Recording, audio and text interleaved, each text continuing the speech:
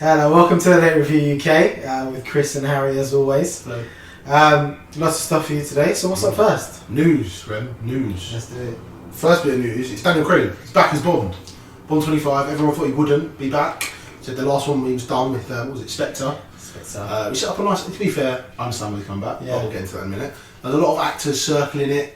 Tom Hardy, what else? Idris Elba. Idris Elba, Big Driz. Tom Hiddleston. Tom Hiddleston. Really wanted it. He wanted it. I think you said Tom Hiddleston as in the former Tottenham midfielder Tom Hiddleston. Oh, that's Tom Hiddleston. Yeah.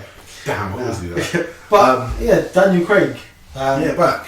I think Spectre, it wasn't the best movie. I think all of his four, it's been like It's on off. Yeah, I think No, I love Quantum of Solace. Yeah, you made me see that film in the cinema. Yeah, for it. but then I think you need to watch Casino Royale right after, right before Quantum of Solace, because it makes more sense because it's just that angry, vengeful Bond.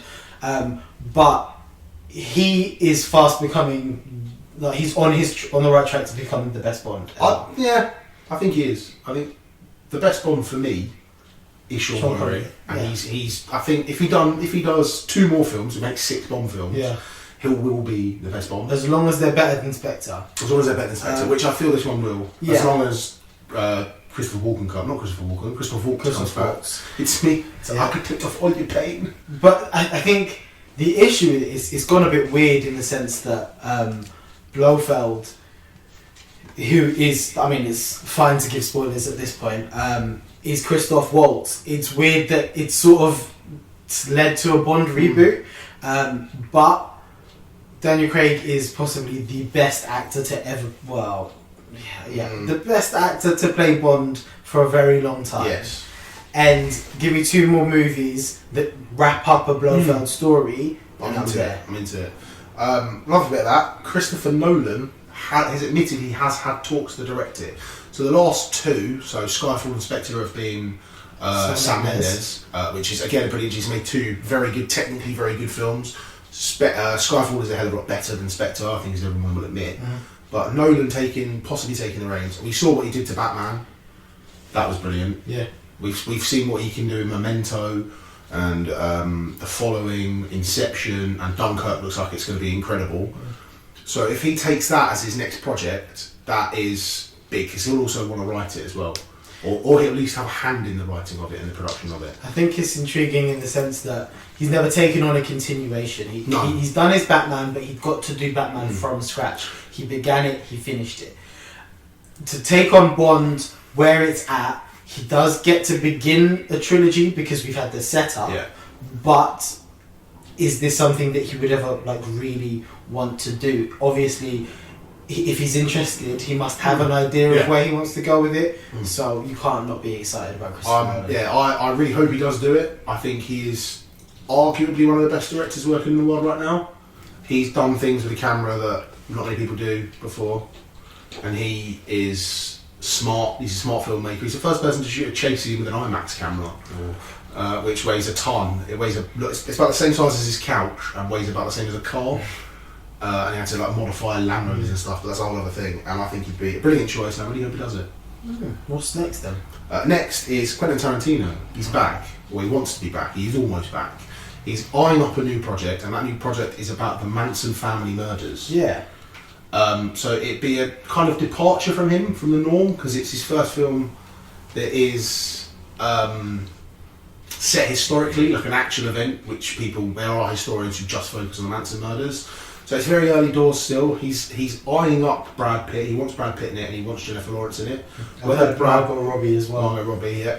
Apparently he's going to be a She Only Muse, but that's a whole other thing. Okay. And I think he could be, if he makes a smart decision there, he should be okay. Yeah. I don't know who Brad Pitt would play. If Brad Pitt's playing Charlie Manson, then that could be some inspired casting that could finally win him an Oscar. Hollywood's greatest character actor is Brad Pitt, but he looks like Brad Pitt. Yeah. So unfortunately, I mean, you can't say he's the greatest character actor because it's hard to get him lost in a role. I don't know. I get lost in his eyes.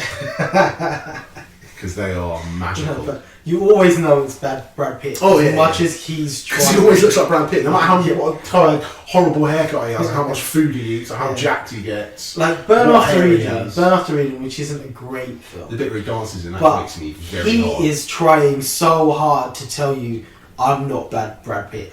But all you're seeing is Brad Pitt Yeah. like a tin. Yeah. It's great.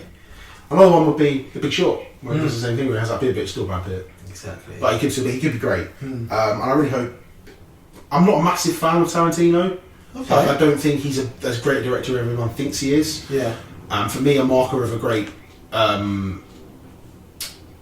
director is Versatility. the versatility, and he only ever makes his own stuff. And if he does that, and if he starts making other people's scripts, that's how you become a great director, because you're putting your stamp on what someone else has written. Okay. Which is what I really like. We've had because he wrote True Romance, so yeah. But then I think that was one where he wrote it and then realised, I don't think I'm going to be able to direct this. Yeah. So it will be interesting to see how he does this, because maybe he'll get through this whole process and then be like, I can't make this fit the way I direct. So we'll see how this goes. Yes. Should we do our next bit? Yeah, let's go. We have finally had our first look at the Mission Impossible 6 team. Now, I am a massive fan of Mission Impossible. Who isn't? No matter how ridiculous or stupid or outrageous the stunts get, I will watch it, mostly because I love Tom Cruise. But Mission Impossible 6, you've seen our first picture of it, it's got assembled pretty much the same cast as the last one. Ving Rhames is in this picture, Simon Pegg, Rebecca Ferguson, not the Liverpudlian singer, and Tom Cruise. It's just like a group shot of Alec them. Baldwin's there Alec as Baldwin, well. Henry Cavill, Yep. some blonde But girl. no Jeremy Renner. And I possibly think it's because Jeremy Renner's tied up shooting. Yeah, he's shooting. And He's he's still in broken Atlanta. 2 of his fingers. Yeah, so in he's that still photo. shooting Avengers, whatever, Infinity War and what the other one's called. So he hasn't come back for Mission Impossible, which is a shame, because I think he finally found his feet in Rogue Nation. I think Ghost Protocol, I didn't really enjoy him in it, but Rogue Nation, he was a little bit more useful.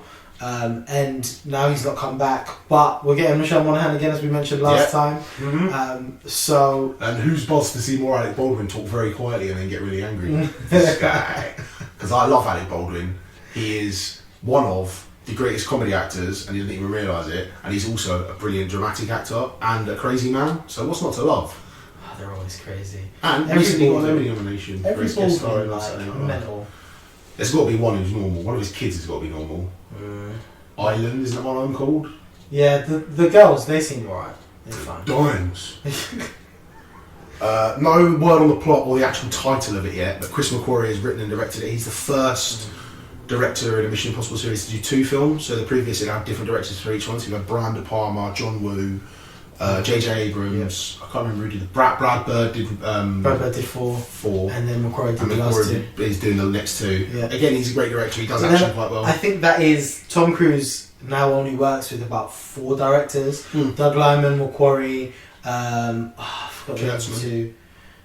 Well, yeah, I don't even think that even counts as one. And then he picks up the one he's brought back for American. Doug Liman. Is that Doug Liman as well? American Made. And then Top Gun, he's picked one that he did Oblivion with. Yes. So I think he's settled in on who he wants to work with. It's more at this point who Tom Cruise wants to work with, not who wants to work with Tom Cruise. Yeah. So that was news. That was news. We don't actually have to wrap it up, do we? Well, we'll be back with more news in a bit. More news in a bit. Bye, guys. Oh, hello there. Thank you for watching the Late Review. I'm Harry. You may have seen me in some of our videos. Why not like and subscribe? And then why not also go to our website, thelatereviewuk.com, where you can read some of the articles that we've written, and Bill's written one as well. Thank you. See you later.